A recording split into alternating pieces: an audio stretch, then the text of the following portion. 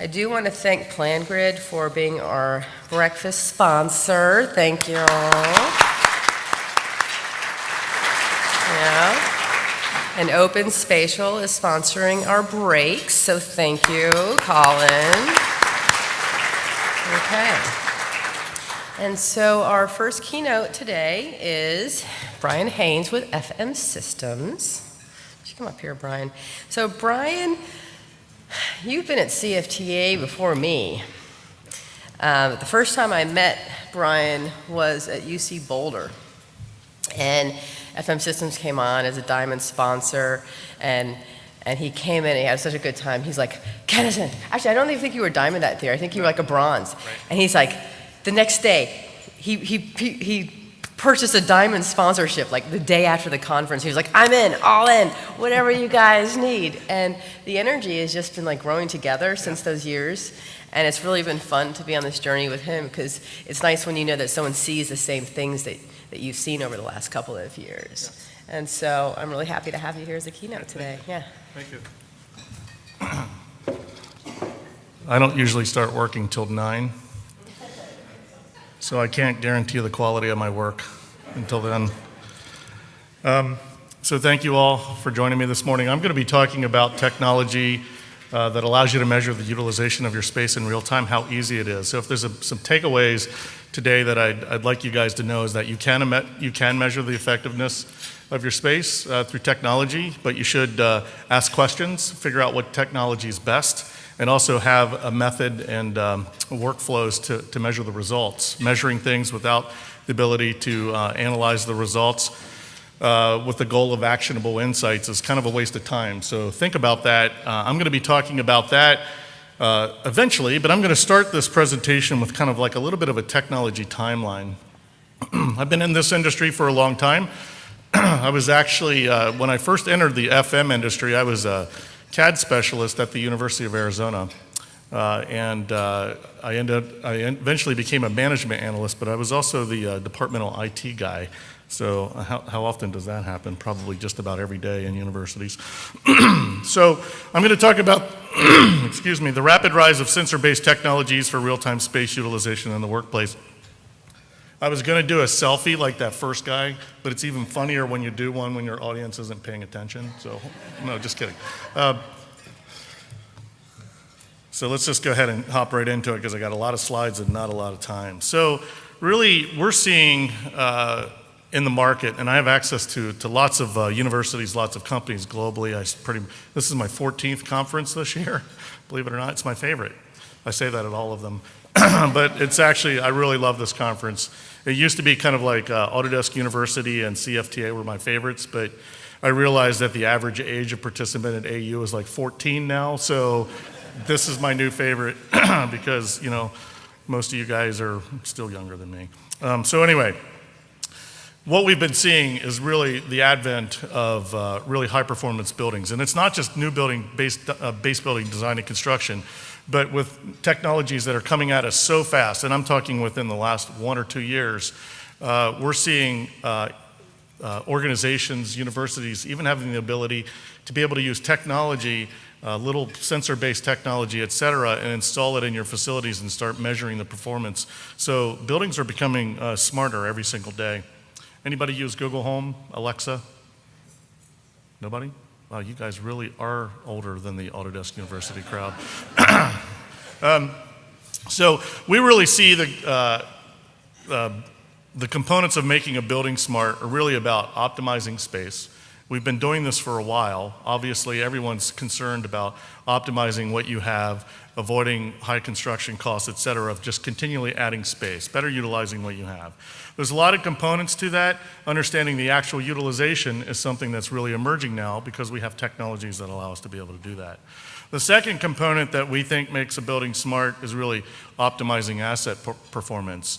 And believe it or not, we're actually seeing kind of a convergence of the ability to be able to measure the utilization of space, as well as the ability to be able to use assets, building assets, furniture, fixtures, equipment, lighting systems to help in that effort to measure utilization. Those are things that are in here every single day in our buildings, and technology is evolving really quickly in those areas that allow you to quickly and easily measure the utilization of the space. This is a little sensor. These are not very expensive. I could have brought a box of 200 of these in here, and you and I, we could have all put these under the chairs or maybe under the desk. This is a passive infrared sensor, and measured the utilization of this room. We could have set it up in about an hour. Probably put these on all over the chairs and hook it to a single hub. You register the device with a little QR code, and it just starts telling you, is somebody there or are they not? And so really, really easy to be able to do that.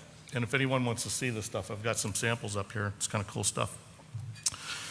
The third thing that I think is absolutely critical in terms of really making our buildings smart and starting to think about our campus environments as a smarter workplace for faculty, staff, and students is you really need to engage faculty, staff, and students every single day through the use of technology.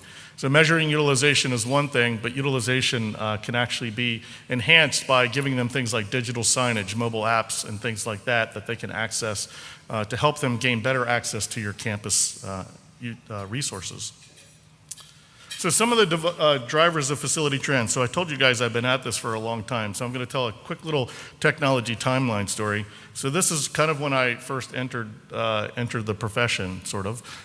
In the early 1980s, I bought my first computer. Now, I was one of those lucky people that bought the wrong computer because at that time, there were a bunch of computer companies popping up, Commodore, Texas Instruments, Radio Shack, everybody had a computer, but they all lost. I picked one of those losers. And this one, the IBM PC. A lot of people will say the Mac won some, but this one won big. 1982, before that, guess what? We didn't have computers on our desk, believe it or not.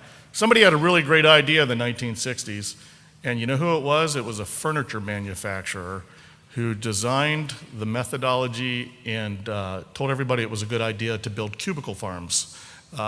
It was really easy to measure the utilization of space then because it was all assigned seating. Everybody was in their desk. Nobody was mobile. There were no mobile phones. There was no internet. So if you weren't at your seat, at your computer, you weren't working. So that's the way we did it. You'd look across a sea of cubicles and you'd see thousands of little heads sticking above the cubicles, or maybe not if the walls were too high. But you knew where everybody was because that's the way we all worked. Then something happened, 1995, it actually, excuse me, happened, I will get through this. I told you 9 o'clock. Thanks. I thought coffee was going to do it.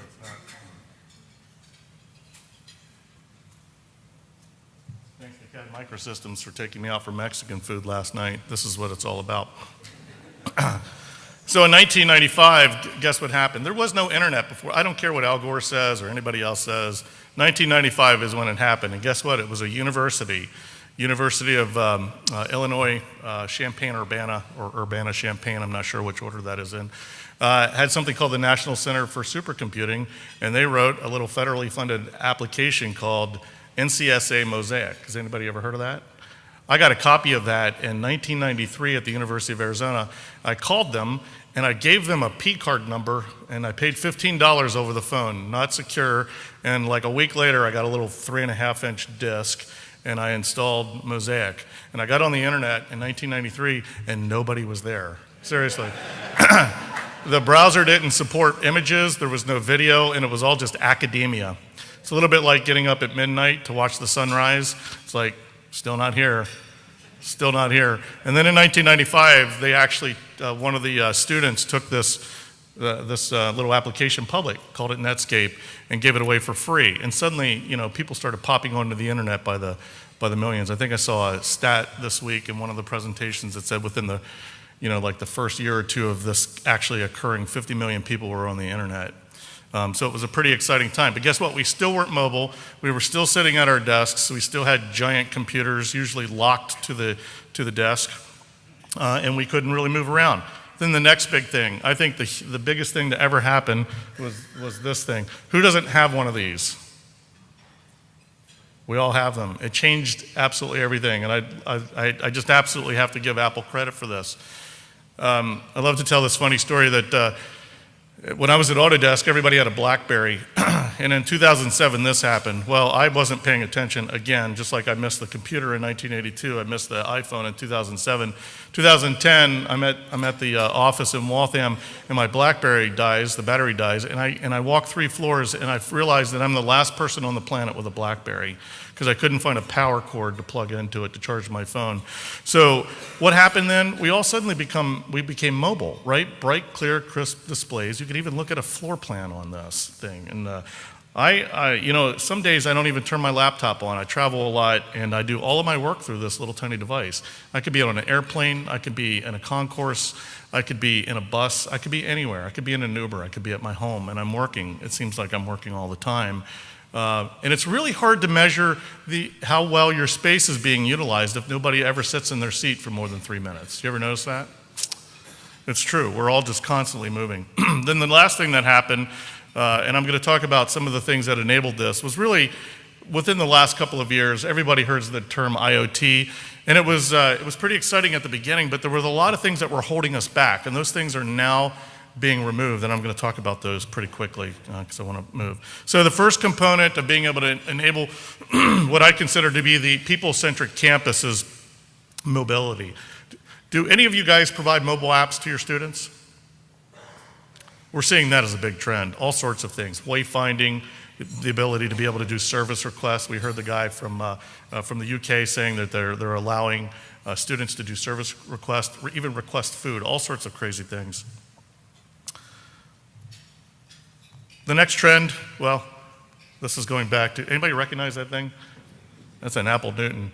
Just because technology is new doesn't mean it's good. So keep your brain turned on. I try to do this all the time. I've obviously misfired a few times. But this is Apple's first mobile device. It was awful. I had a professor at the University of Arizona, Chuck Albanese, brilliant architect, was excited, had us all gather around his Apple Newton one day, and he's like, watch this. And he takes the stylus out, and he starts drawing really slow on the screen, and he was making little sketches. And then he realized that that's all it did. There was no wireless, there was no nothing.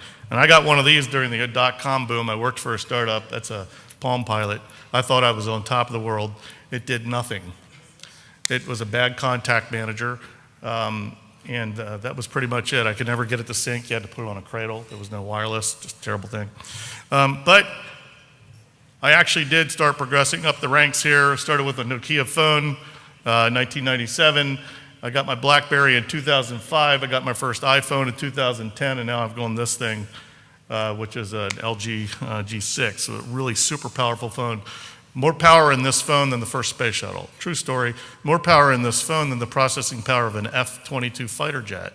That's a true story. It's amazing what's happened to our technology.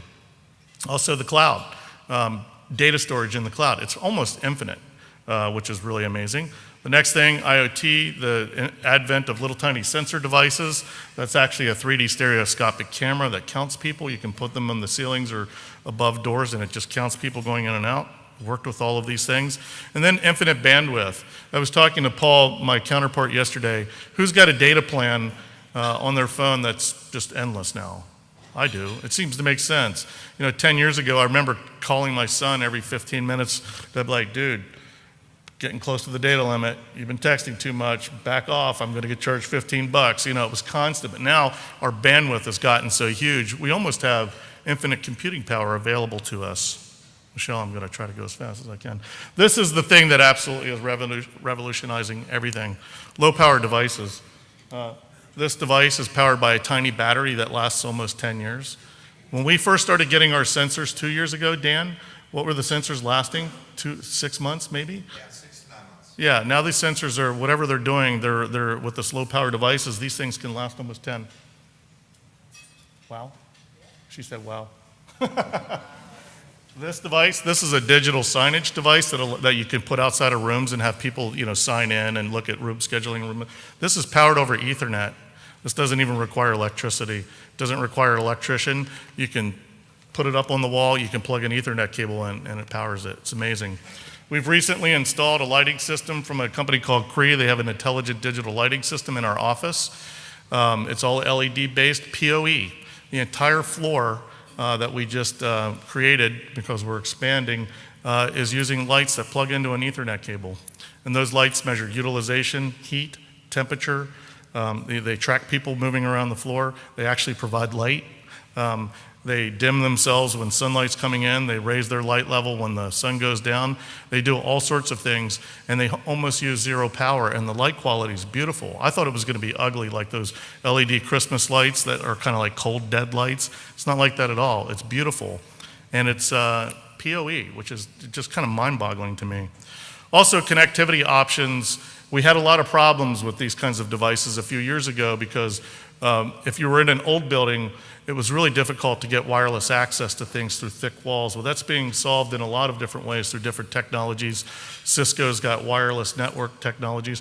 I have this thing that I just installed in my house called Plume. I have a 130-year-old house, and it's very difficult to get wireless access. So I have these I created a thing called a wireless mesh network by plugging these things in. And now I've got strong wireless access throughout my entire house. That wasn't available a year ago. And then broader acceptance.